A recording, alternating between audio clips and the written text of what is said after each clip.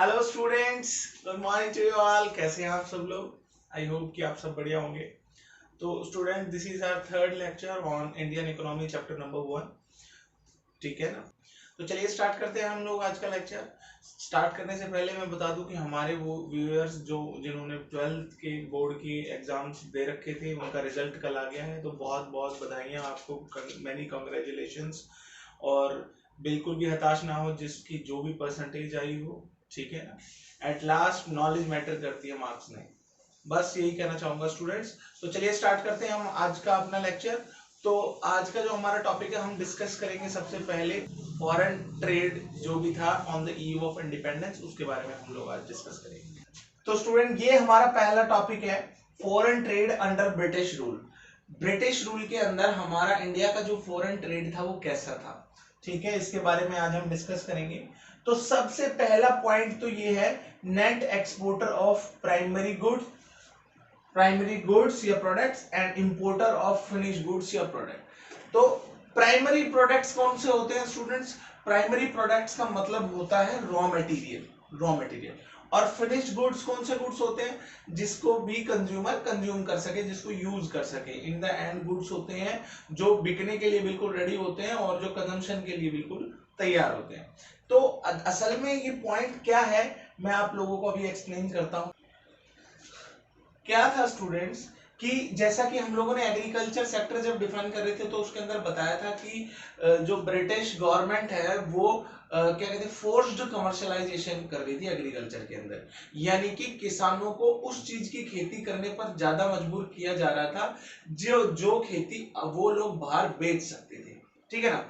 अब होता क्या है कि जो क्या कहते हैं, ब्रिटिश गवर्नमेंट थी, ठीक है ना, ब्रिटिश गवर्नमेंट थी, वो ये कह रही थी इंडिया को कि आप लोग ऐसी चीजों की खेती करो जो हम खरीद सकें। फॉर लेट से, जैसे नील या और भी कोई खेती, जैसे फॉर एग्जांपल नील ले रखी हमने, तो नील की खेती करी। नील की खेती को ये खरीदते थे इंडिया से, सारी की सारी, जितनी जबरदस्ती नील की खेती करवाते थे, और नील की खेती सारी खरीद लेते थे खुद। ठीक है, और किसी को नहीं खरीदने देते थे। मतलब अब और किसी कंट्री में बेचने नहीं देते थे इंडिया को, सिर्फ और सिर्फ कहां बेचने देते थे? अपने देश में। और वो भी बहुत ज्यादा सस्ते दामों पर, चीप रेट्स पर, सस्ते दामों पर। यानी इंडिया क्या कर रहा है? एक्सपोर्ट कर रहा है, अच्छी बात है, लेकिन चीप रेट्स पर कर रहा है। और ये नील कर रहा है। नील क्या होता है? Raw material. नील क्या है? Raw material. नील आता है, कपड़ों को कलर देने में काम आता है, इसलिए एक रॉ मटेरियल है। और वहीं इस नील का यूज करके ये अपनी फैक्ट्रियों के अंदर, टेक्सटाइल फैक्ट्रियों के अंदर क्या था, बड़े बड़े क्या कहते हैं, जीन्स बनाते थे, कपड़े बनाते थे, और ये सब बनाते थे। और उसको बनाने के बाद इसको इंडिया में बेचते थे। ठीक है ना? यानी कि अब इंडिया क्या कर रही है? इंपोर्ट कर रही है। अब इंडिया खरीद रही है, इंपोर्ट कर रही है। क्या इंपोर्ट कर रही है? Finished goods. क्या इंपोर्ट कर रही है? फिनिश्ड गुड्स, और हाई रेट पर। जाहिर सी बात है, रॉ मटेरियल सस्ते होंगे, फिनिश गुड्स महंगे होंगे। ये बिल्कुल वैसा ही था, आप समझ रहे हो ना? जैसे कि मैंने लास्ट क्लास में आपको एग्जांपल दिया था कि भाई मैं आपके घर आऊं, आपको बोलूं लाओ थोड़ा सा दूध दे दो, आपके घर गाय भैंस बंधी हुई, मैं दूध ले जाऊं, सो भी सस्ते दामों पर। एक कटोरी दूध ले गया मैं 5 रुपए की, ठीक है, ले गया, और उसको फ्रिज में जमा के आपको ही बेच दूं, लो जी एक कटोरी आइसक्रीम ले लो 50 रुपए की। तो वही चीज यहां हो रही थी स्टूडेंट्स। समझ में आया कि ब्रिटिश जो थे वो बड़े चीप रेट पर खरीद रहे थे इंडिया से रॉ मटेरियल, और इंडिया को बेच रहे थे, क्या बेच रहे थे? Finish goods. और आप समझो कि ये इस पूरी चीज के अंदर मोनोपोली थी ब्रिटिशर्स की। मोनोपोली मतलब इंडिया वाले सिर्फ इन्हीं से बेच सकते थे और सिर्फ इन्हीं से ही माल खरीद सकते थे। कुछ ऐसी बाउंडेशंस लगा रखी थी ब्रिटिश गवर्नमेंट ने, तो मोनोपोली हुई कि नहीं। इंडिया के पास कोई चारा ही नहीं है भाई, जबरन खेती करवा रहे हैं नील की, और नील की खेती करने के बाद बेचारे किसी दूसरी कंट्री को भी बेच नहीं पा रहे, सिर्फ और सिर्फ किसको बेच पा रहे हैं, ब्रिटिश गवर्नमेंट को। और बाहर से कहीं से कुछ खरीद भी नहीं पा रहे, कहां से खरीद पा रहे हैं, सिर्फ और सिर्फ ब्रिटेन से। क्लियर स्टूडेंट, पहला पॉइंट कि इंडिया एक्सपोर्ट तो कर रहा था, लेकिन क्या एक्सपोर्ट कर रहा था, रॉ मटेरियल जो कि सस्ता होता है, और इंपोर्ट क्या कर रहा था, फिनिश गुड जो कि महंगा होता है। ठीक है ना।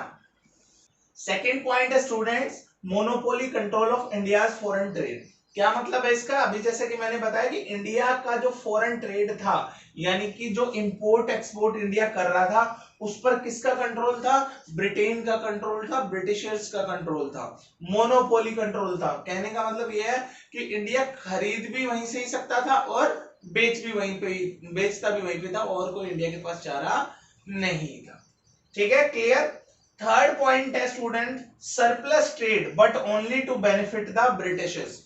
अब देखो, मैंने आपको बताया कि इंडिया रॉ मटेरियल एक्सपोर्ट करता था, एक्सपोर्ट कर रहा था रॉ मटेरियल, ठीक है, और इंपोर्ट करता था फिनिश गुड्स, यानी रॉ मटेरियल बेचता था और क्या कहते हैं, फिनिश गुड्स खरीदता था।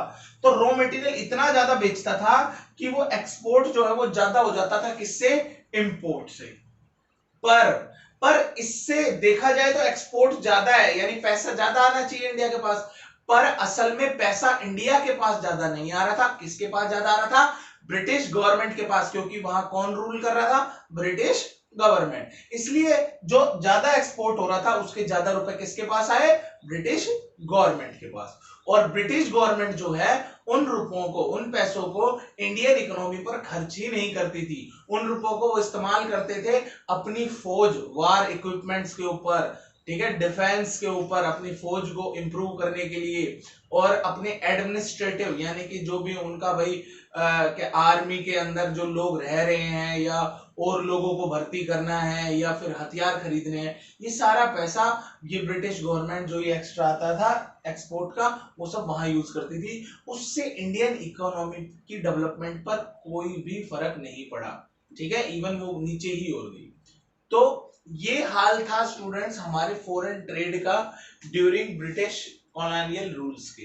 ठीक है, तो आई होप कि आपको तीनों पॉइंट्स क्लियरली समझ आ गए होंगे। तो बढ़ते हैं अपने नेक्स्ट टॉपिक पर, जो कि है demographic profile during the British rule. तो ये अपना नेक्स्ट टॉपिक है, और इसका मतलब है कि हम इसमें डिस्कस करने वाले हैं कि हमारा बर्थ रेट था, क्या हमारा डेथ रेट था, क्या लिटरेसी रेट है, और क्या हेल्थ रेशियो था, क्या एजुकेशन था, ये सारी चीजें हम इसके अंदर डिस्कस करने वाले हैं। तो सबसे पहला पॉइंट है students, birth rate and death rate.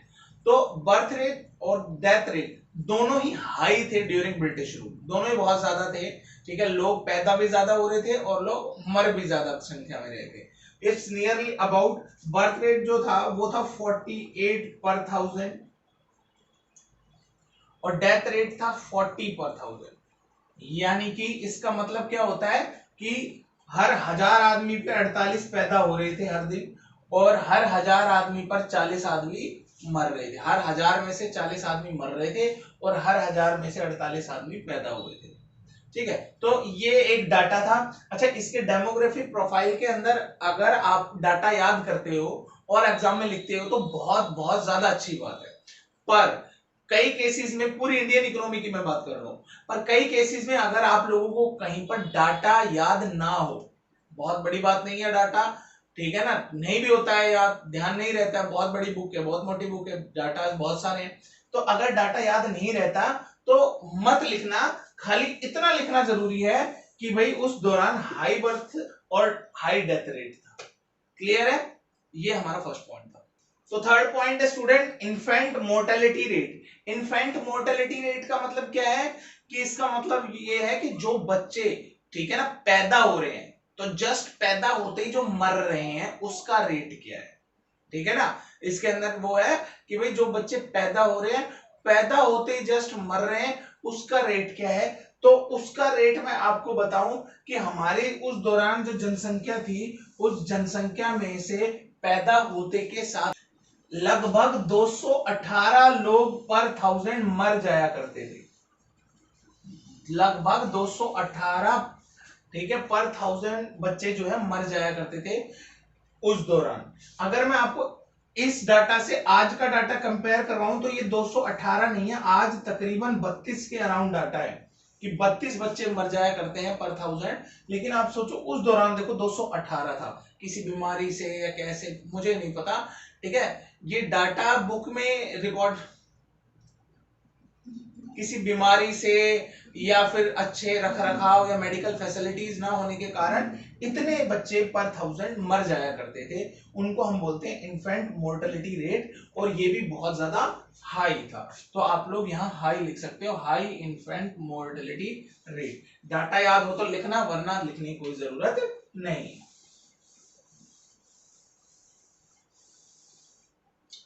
Third point है लाइफ एक्सपेक्टेंसी। इसका मतलब है कि लगभग लोग कितना जीते थे। तो वैज्ञानिक शोधों से पता चला कि उस दौरान लोगों की जो लाइफ एक्सपेक्टेंसी थी वो तकरीबन 42 साल ना 32 साल थी। 32 ईयर्स तक भी लोग एवरेज जीते थे उस टाइम पे। कोई बीमारी लग जाती थी, किसी को गोली लग जाती थी, जो भी है, इतने सालों तक लोग एवरेज आउट करके पता चला कि भाई लगभग हर आदमी की लाइफ वहां इतने साल है, जो कि आज की डेट में तकरीबन 62 से 65 साल है। तो आप कंपेयर कर सकते हो, आज के मुकाबले वहां पर जो लाइफ एक्सपेक्टेंसी थी वो आधी थी, ठीक है ना, ये आप लिख सकते हो। फिर है बेटा लिटरेसी रेट। लिटरेसी मतलब क्या होता है? लिटरेसी का मतलब होता है कि वो लोग जो लिख और पढ़ सकते हैं, जिन्हें पढ़ना आता हो और लिखना आता हो। तो आप सोचो हमारे जो देश उस समय इंडियन गुलाम था, या क्यों हुआ, क्या कारण थे कि इंडस्ट्रीज नहीं थी, बिजनेसेस नहीं थे, इकोनॉमी ग्रो नहीं कर रही थी, क्या कारण थे, लोग बहुत ज्यादा एग्रीकल्चर में व्यस्त थे, उसका कारण लिटरेसी रेट था। लिटरेसी रेट उस समय सिर्फ 16% था, मतलब टोटल जनसंख्या जो थी उसके 16% लोगों को लिखना और पढ़ना आता था, उसके अलावा सारे लोग अनपढ़। ठीक है ना स्टूडेंट्स। तो ये थी कुछ डेमोग्राफिक प्रोफाइल इंडिया के बारे में ब्रिटिश रूल के दौरान। आई होप कि आपको समझ आ गया होगा। बढ़ते हैं अपने नेक्स्ट टॉपिक पर। तो स्टूडेंट नेक्स्ट टॉपिक है अपना infrastructure on the eve of independence, यानी इंडिपेंडेंस के दौरान हमारा इंफ्रास्ट्रक्चर कैसा था। तो ये एक थोड़ा सा अच्छा डाटा है यहाँ पर कि सारे पॉइंट्स पॉजिटिव हैं। पहला पॉइंट है रेलवे वर डेवलप्ड, मतलब रेलवे डेवलप करी गई, उन्हें उनका उद्धार किया गया। पोर्ट्स वर डेवलप, पोर्ट्स मतलब बंदरगाह जो होते हैं जहां जहाज आते जाते हैं। एक समय आप रेलवे स्टेशन ट्रेन के लिए होता है, पोर्ट्स जो है वो शिप्स के लिए होता है। पोस्ट एंड टेलीग्राफ, ठीक है, कम्युनिकेशन को सुधारा गया, चिट्ठी तार भेजने की कम्युनिकेशंस को। रोड एंड ट्रांसपोर्ट फैसिलिटीज, ठीक है, रोड और ट्रांसपोर्ट फैसिलिटीज को डेवलप करा गया। तो इन सारी चीजों को डेवलप करा गया था ब्रिटिश रूल के दौरान। आप स्क्रीनशॉट ले लो, ठीक है ना। सारी चीजें ये railway, ports, post and telegraph, road facilities को, इन सब को डेवलप करा गया था। लेकिन किसके लिए? अपने लिए। ब्रिटिश गवर्नमेंट ने इन सब चीजों को डेवलप करा था अपने लिए। इंडियन इकोनॉमी को इससे कोई फायदा नहीं पहुंचा। उन्होंने रेलवेज को डेवलप करा, रोड को डेवलप करना, ताकि वो अपना जो सामान है, अपना फिनिश गुड्स है, अपने डिफेंस गुड्स है, वो सब अपने लोगों तक पहुंचा सकते हैं, ठीक है ना, कम समय में।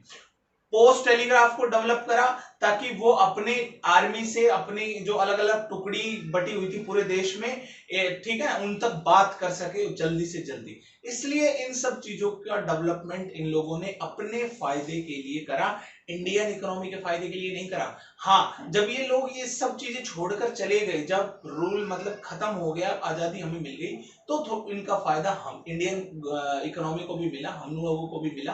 बट उस समय पे जो इन्होंने ये चीजें शुरू करी थी, ये हमारी तरफ सोचकर नहीं करी थी, सिर्फ और सिर्फ अपने फायदे के लिए करी थी।